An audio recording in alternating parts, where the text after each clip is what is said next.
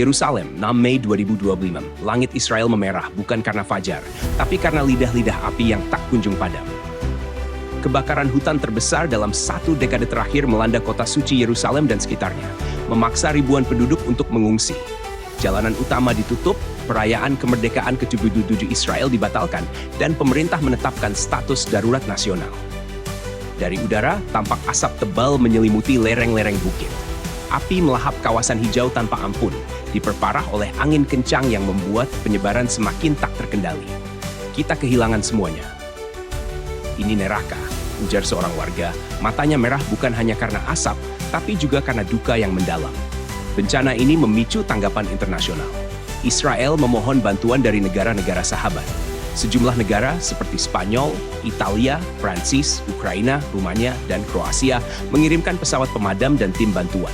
Namun, beberapa negara lain menolak memberikan bantuan karena alasan politik dan hubungan diplomatik yang renggang. Negara seperti Suriah dan Yaman yang tengah berseteru dengan Israel tidak terlibat dalam upaya bantuan. Bahkan justru terjadi laporan serangan balasan dari kelompok Houthi di Yaman yang menargetkan Bandara Ben Gurion di Tel Aviv.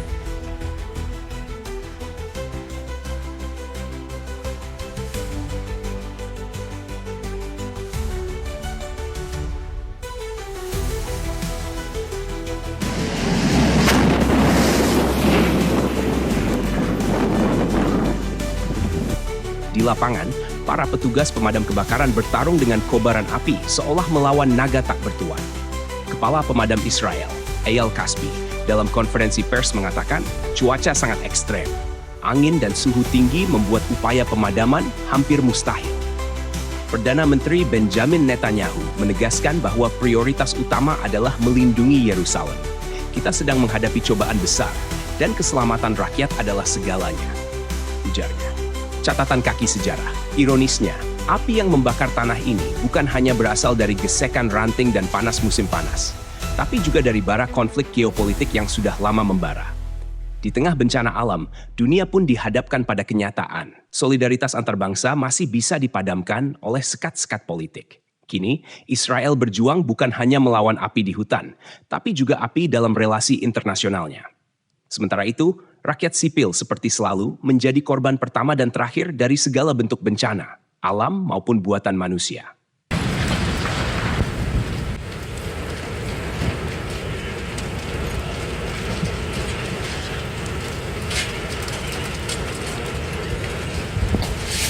Angin menggulung api dan api menjilat langit. Seolah-olah alam telah memilih harinya sendiri untuk menghakimi. Israel kini berdiri di ambang kobaran yang tak terkendali. Bukan hanya kobaran hutan, tapi kobaran harga diri dan legitimasi. Dalam panas yang menyengat dan asap yang menyesakkan, negeri itu terbakar. Secara harfiah dan metaforis. Lebih dari 19.000 dunam hutan di barat Yerusalem telah habis dilahap. 9 permukiman dievakuasi. Lebih dari 100 orang lari dari rumah mereka. Jalur penghubung antara Yerusalem dan Tel Aviv ditutup. Mobil-mobil ditinggalkan. Rumah-rumah terbakar dan langit mendung oleh asap bencana. Namun bukan hanya kerugian jutaan dolar yang menarik perhatian. Dalam kekacauan itu, terjadi hal yang bahkan lebih menggelitik nalar. Kawanan sapi menerobos pagar, menanduk polisi, dan melintasi perbatasan menuju Gaza yang terkepung. Seekor sapi sebagai simbol, reski tak terduga untuk mereka yang lapar, hadiah dari langit atau ironi dari sejarah. Sapi-sapi menuju Gaza. Video viral memperlihatkan polisi Israel tersungkur di seruduk sapi panik yang melarikan diri dari api. Kawanan lainnya tampak melintasi puing-puing dan pagar kawat menuju jalur Gaza, daerah yang selama bertahun-tahun dikepung dan diisolasi. Apakah ini tanda langit? Tanya warganet. Atau hanya keadilan alam yang menari di atas ketamakan manusia? Tak ada yang menyangka bahwa halaman belakang permukiman bisa berubah menjadi neraka. Tapi kenyataan itu kini sedang berlangsung dan tak terbantahkan. Ini bukan semata kebakaran lahan. Ini adalah krisis multidimensi, politik, ekonomi, bahkan spiritual. Langit menolak diperintah. Netanyahu mengumumkan keadaan darurat. 120 tim pemadam dikerahkan. Bantuan datang dari Italia, Prancis, Kroasia, dan Siprus. Namun api terus menjalar. Israel menangkap 16 orang yang dituduh menyulut kebakaran, lalu buru-buru menyalahkan konspirasi Palestina. Tapi media mereka sendiri menyatakan tak ada bukti keterlibatan. Api tidak memandang tentara atau warga, tidak memilih antara hutan dan rumah. Namun yang mengejutkan, kobaran itu melalap permukiman Yahudi, sementara kawasan Arab sekitarnya tetap tak tersentuh. Pemandangan itu menimbulkan pertanyaan besar. Kenapa api hanya memilih satu sisi? Dibakar dari dalam. Video lain memperlihatkan pohon-pohon yang terbakar dari dalam. Nyala api menyala dalam batang, tapi permukaannya tetap utuh. Seperti pesan tersembunyi dari kekuatan yang lebih tinggi. Banyak yang mulai mengaitkannya dengan nubuatan kitab suci. Nama Yeremia dari Taurat disebut tentang pembakaran rumah raja di Yerusalem. Apakah ini isyarat akan kejatuhan Netanyahu? Ekonomi terpanggang, politik terkoyak. Kerusakan ekonomi pun menganga. Pasokan gas dan bahan bakar terputus di beberapa wilayah. Jalur kereta api lumpuh. Aktivitas pertanian, perdagangan, dan industri terhenti. Menurut akademisi Palestina, Nasser Abdel Karim, kerugian mencapai ratusan juta shekel dan api belum juga padam. Di tengah asap, politik Israel juga memanas. Oposisi menyerang pemerintah, menuding penyelewengan dana hingga 200 juta shekel yang seharusnya untuk pertahanan sipil. Ini adalah kebakaran terbesar sepanjang sejarah Israel, kata kepala pemadam kebakaran dengan wajah kelam. Apakah ini sabotase? Apakah ini bentuk perlawanan? Ataukah ini semata kuasa Tuhan yang menunjukkan betapa rapuhnya sebuah bangsa yang merasa tak tergoyahkan?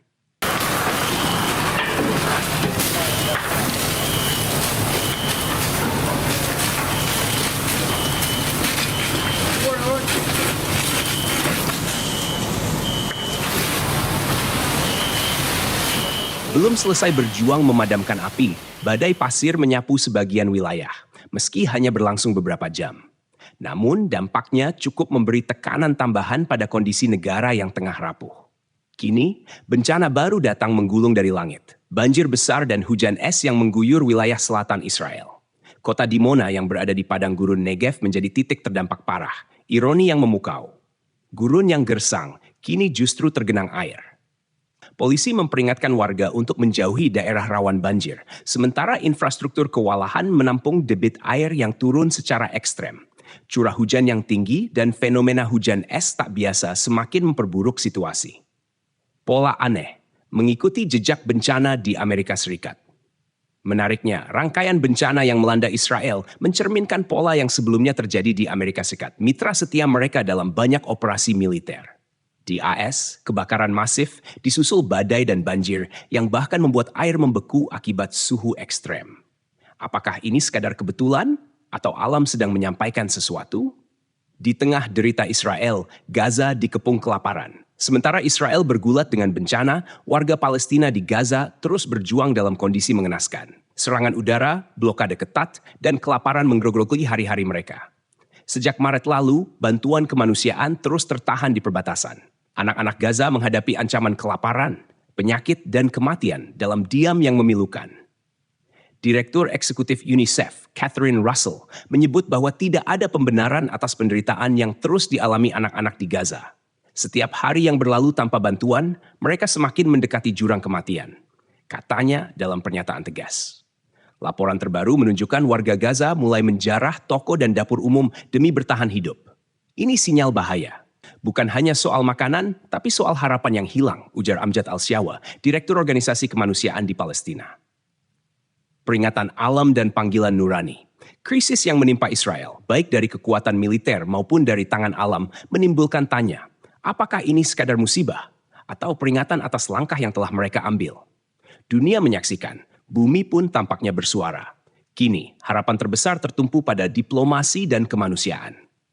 Dunia menantikan langkah nyata untuk membuka jalur bantuan ke Gaza. Sementara itu, Israel harus bersiap menghadapi kemungkinan datangnya gelombang keempat dari alam yang tampaknya belum selesai menyampaikan pesannya.